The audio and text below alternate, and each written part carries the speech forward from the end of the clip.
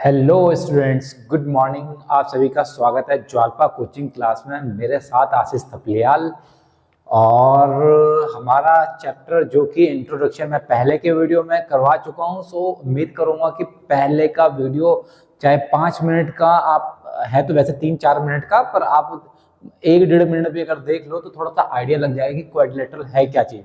थोड़ा बेसिक चीज़ें बता रखी हैं, तो उस इंट्रोडक्शन वगैरह में आप लोग जो है जरूर आप देखें कि क्या इंट्रोडक्शन बता रखा है। अगर इंट्रोडक्शन अगर थोड़ा भी अगर समझ में क्लिक कर जाएगा दिमाग में, तो शायद ऐसे क्वेश्चंस या आगे वाला जो क्वाड्रिलेटरल के जो भी क्वेश्चंस है या चैप्टर एक्सरसाइज वगैरह है उसमें प्रॉब्लम नहीं फेस करनी पड़ेगी।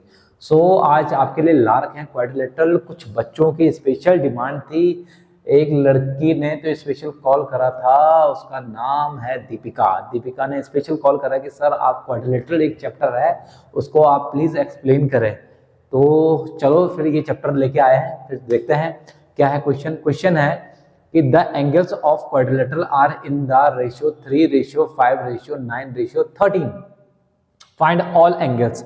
चलो फाइंड क्या करना है, ऑल एंगल्स फाइंड करना है। ठीक है, क्वाड्रिलेटरल पहले पुराना इंट्रोडक्शन वाला चैप्टर वीडियो जरूर देख लेना। क्वाड्रिलेटरल जिसकी 4 साइड होती हैं, कोई भी 4 साइड वाला क्वाड्रिलेटरल हो जाएगा आपका। उसके 4 एंगल होंगे, 4 साइड होंगे और चारों एंगल का सम कितना हो जाएगा, 360 होता है। तो ऐसा कोई भी क्वेश्चन करते हैं तो कुछ बच्चे जो ना जो रेशियो है, रेशियो को लिख देते हैं 3, 5, 9, 13। नहीं, कोई क्वाड्रिलेटरल है उसके अगर 4 एंगल हैं तो वो रेशियो में डिवाइड कर रखे हैं उन्होंने कि भैया ये इस रेशियो में डिवाइड कर रखा है। तो ऐसे क्वेश्चन करने के लिए देखो कैसे लिखोगे, ऐसा लिखोगे let the first angle is equal to 3x, second angle equal to 5x, third angle equal to 9x and fourth angle is equal to 13x। ऐसा करोगे, ठीक है। First angle 3x, second angle 5x, third 9 और fourth angle क्या है 13x। अब हमें पता है क्वाड्रिलेटरल की बात हो रही है और 4 एंगल आपके पास पूछे गए हैं, तो क्वाड्रिलेटरल में सीधे सीधे क्या लिखोगे आप लोग कि इन लिख दो in quadrilateral ABCD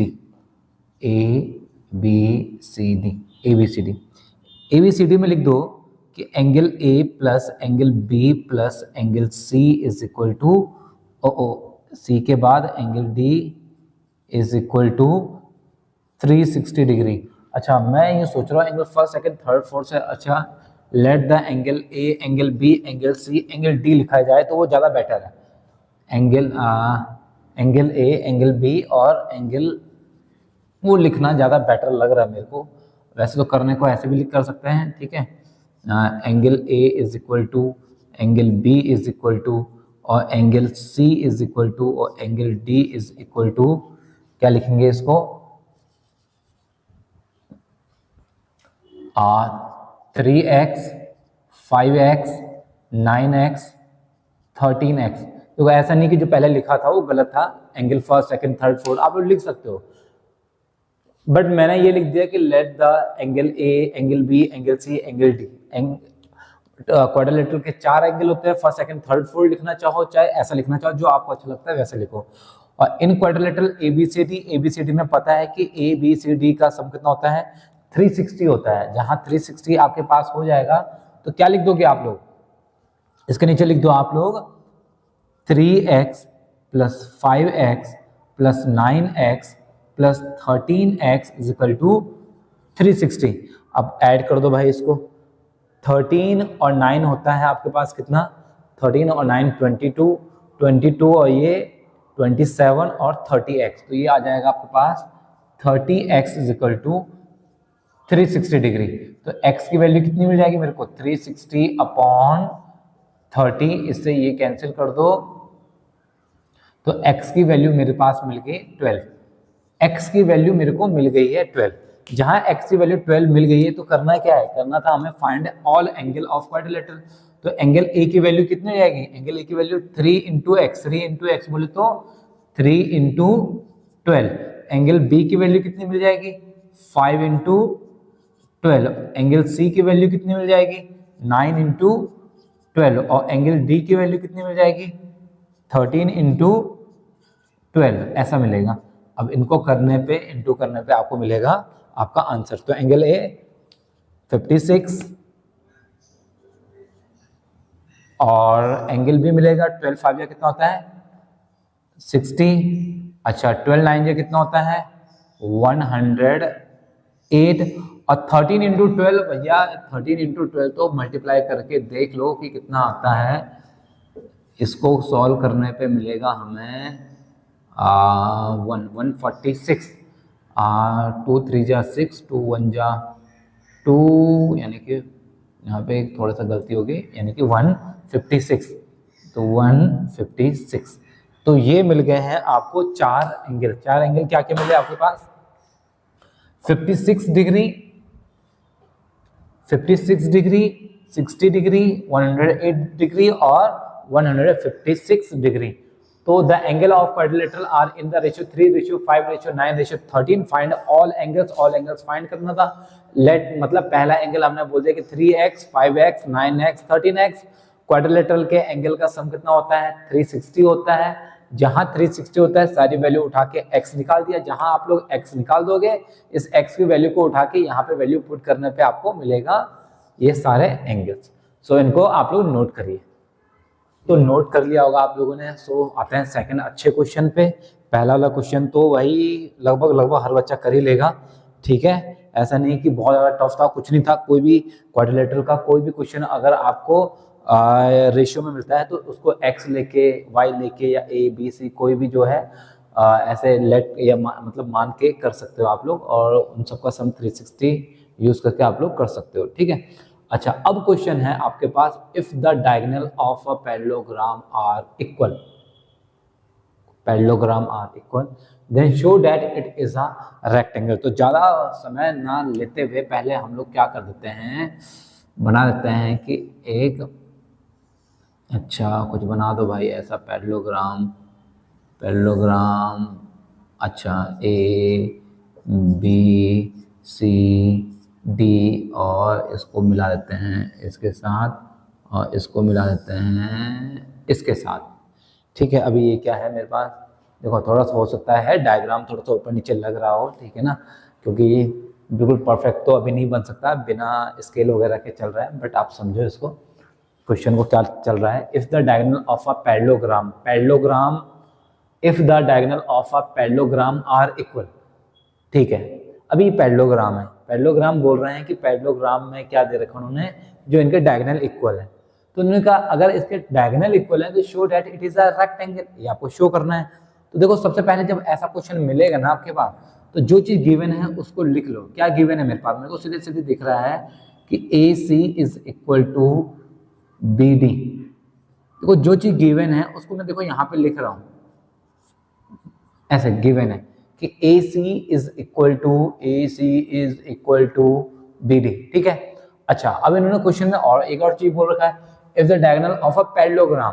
तो अब लिख दो क्या कि A B C D is a parallelogram, ऐसे लिख दो। अच्छा अब पैरेललोग्राम है तो पैरेललोग्राम की प्रॉपर्टी भी आप लोगों को पता है। प्रॉपर्टी अगर नहीं भी पता है तो पहले का जो वीडियो है इंट्रोडक्शन का उसमें जाके जरूर थोड़ा सा देखो कि क्या उसमें बताया गया है। अब पैरेललोग्राम में होता है कि अपोजिट साइड्स जो होती हैं आपकी इक्वल होती हैं। तो मैं क्या लिख दूंगा, इसको यहाँ पे लिख रहा हूं मैं कि A D is equal to B C, अच्छा, और A B is equal to C D. भाई पैरेललोग्राम है तो पैरेललोग्राम में अपोजिट साइड्स आपके इक्वल होते हैं। तो लो जो चीज गिवन में क्वेश्चन पढ़ के जो चीज दिख रहा है ना मेरे को, देखो if the diagonal of a parallelogram are equal, parallelogram are equal then show that it is a rectangle, parallelogram opposite side are equal. So given में मैंने देखो ये सब चीज लिख दी है। अब हमें ये बताना है कि ये जो पैरेललोग्राम है कि ये क्या रेक्टेंगल है कि नहीं है। तो नहीं है कि तो सवाल ही नहीं है, क्योंकि show that it is a rectangle बोल रखा उन्होंने कि ये रेक्टेंगल है। ये पैरेललोग्राम एक रेक्टेंगल है। अब इसको शो डैट करने के लिए देखो क्या लिखते हैं, कॉन्ग्रुएंसी का इस्तेमाल करते हैं और क्या लिखें, इन ट्रायंगल ABC, अच्छा ABC and triangle CBA, by in triangle ABC and CBA, ABC, अच्छा थोड़ा सा, अच्छा बात तो मैंने क्या क्या लिख दिया आज, क्या लिख दिया, CBA क्या लिख रहा हूं भाई, क्या लिख रहा हूं, देखो क्या ट्रायंगल लोगे आप लोग, इन ट्रायंगल DAB, अच्छा लिख लो DAB एंड ट्रायंगल CBA, भाई देखो आप सही है ना, इन ट्रायंगल DAB और CBA, मतलब CBA बोले तो ये वाला ट्रायंगल, इधर का जो ये ट्रायंगल दिख रहा है, और DAB बोले तो इधर का ये वाला ट्रायंगल, जो इधर का ट्रायंगल दिख रहा है ना, ये वाला ट्रायंगल, इस ट्रायंगल को छुपाओ, एक ये ट्रायंगल की बात हो रही है, और इस ट्रायंगल को छुपाओ तो एक इस वाले ट्रायंगल की बात हो रही है। तो इन दो ट्रायंगल को लेके कॉन्ग्रुएंसी प्रूव करते हैं, ठीक है, इन दो ट्रायंगल को लेके कॉन्ग्रुएंसी प्रूव करते हैं। तो चलो स्टार्ट करते हैं कि क्या क्या हो सकता है इस ट्रायंगल में। अच्छा, सबसे पहले मुझे क्वेश्चन देखते ही दिख रहा है, दोनों में एक ही चीज क्या कॉमन, भाई कॉमन लिख लो। सबसे पहले ए बी, देखो इस वाले ट्रायंगल में भी ए बी आता है और इस वाले ट्रायंगल में भी ए बी आता है, तो मिल गया मेरे को।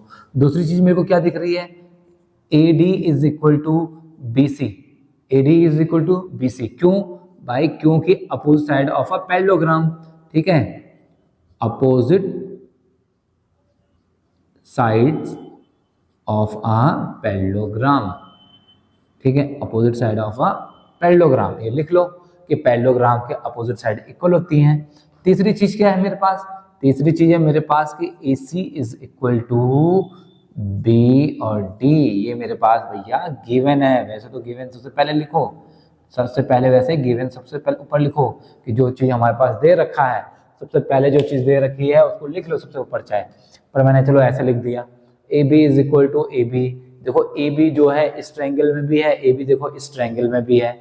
उसके बाद क्या बोला उन्होंने, AD इज BC, अच्छा AD और BC आपस में इक्वल होंगे, क्यों होंगे, क्योंकि पैरेललोग्राम है, पैरेललोग्राम में अपोजिट साइड हमेशा क्या होती है, इक्वल होती है, ये भी मिल गया। फिर AC और BD आपस में इक्वल है, क्यों इक्वल है, कि भैया डायगोनल इक्वल है, if the diagonal of a parallelogram are equal बोल रखा है, तो ये गिवन था। तो जहां हमें ये सीधे सीधे मिल गया तो क्या लिख लोगे, उसके बाद लिखोगे आप लोग कि ट्रायंगल DAB इज कॉन्ग्रुएंसी का साइन ट्रायंगल CBA, अच्छा किस प्रॉपर्टी से, प्रॉपर्टी होगी आप देखो 1 2 3, तीनों क्या दिख रही है, साइड, तो बाई साइड, अच्छा बाई लिखना, बाई लिखो, बाई साइड साइड साइड ऐसे लिख लो, किस प्रॉपर्टी से, देखो by side side side congruency से, ये हमने कॉन्ग्रुएंट करके दिखा दिया, ठीक है, कि भैया दोनों जो है कॉन्ग्रुएंसी प्रूव करके दिखा दी कि दोनों ट्रायंगल लगभग एक जैसे ही हैं वो, ठीक है। अब जब ये क्लियर हो चुका है तो दोनों ट्रायंगल जो है कॉन्ग्रुएंसी जब प्रूव कर दिए, तो हम लोग ऐसे भी तो लिख सकते हैं कि angle DAB is equal to angle CBA by CPC और T।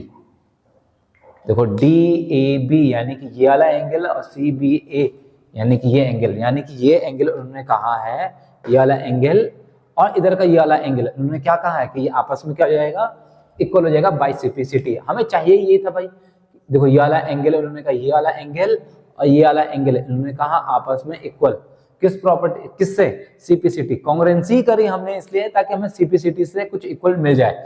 अब जब ये दोनों हमें इक्वल मिल गए तो यहाँ पे इसके बाद देखो कैसे लिख सकते हो आप लोग, इसके बाद देखो ऐसा लिखना है यहाँ पे, देखो ऐसा लिखो इसको यहाँ पे कि लेट एंगल DAB और angle CBA is equal to x मान लो, चलो इसको मान लो x मान लो, ठीक है, इसको मान लेते हैं कि ये x के इक्वल है। अगर x के इक्वल है तो मैं इसको ऐसे भी तो लिख सकता हूँ कि angle A plus angle B is equal to 180 degree, 180 degree.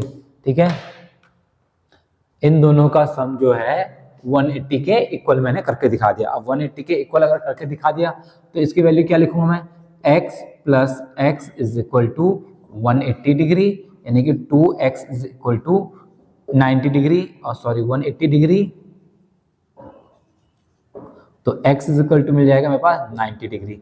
x 90 आ गया तो इसका मतलब x क्या था, x था मेरे पास एंगल DAB भी मेरे पास 90 डिग्री मिल गया, और चाहे एंगल CBA भी आप बोलना चाहो, ये भी आपको 90 डिग्री मिल गया है।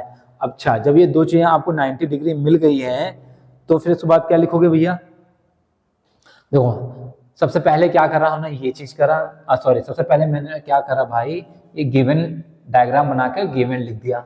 उसके बाद मैंने ये सॉल्यूशन करा, उसके बाद सॉल्यूशन करने के बाद भाई फिर यहाँ से यहाँ आ गए हैं कि ये कैसा करा। ठीक है, ये सब चीजें समझ में आया पहले। अब जहां आपको ये चीज मिल गया तो उसके बाद एक छोटा सा नोट लिखना चाहो तो एक छोटा सा नोट लिख सकते हो यहाँ पे आप लोग, एक छोटा सा नोट आप लोग लिख सकते हो यहाँ पे। क्या लिख सकते हो, अ पैरेललोग्राम विद, बैठ के लिखता है भाई, अरे यार पैर थक गए थोड़ा सा। ठीक है, तो देखो क्या लिख सकते हो, एक छोटा सा नोट लिख लेना, और चाहे इसको बॉक्स में बंद करना चाहो तो बॉक्स में जाके इसको बंद कर देना। ठीक है, क्या है, a parallelogram with one angle as 90 degree is a rectangle. मतलब पैरेललोग्राम में अगर किसी एक एंगल का अगर आपको 90 डिग्री आपको मिल जाए तो वो आपके पास क्या होता है, वो आपके पास एक रेक्टेंगल होता है। सो इसको नोट करिए, और ऐसे ही आगे आपको वीडियो देता रहूँगा। सो प्लीज़ हमारी इन वीडियो को आप लोग शेयर करें, सब्सक्राइब करें, ज़्यादा से ज़्यादा शेयर करें लोगों को। सो मिलते हैं कल नए वीडियो के साथ। जय हिंद, जय भारत, जय उत्तराखंड।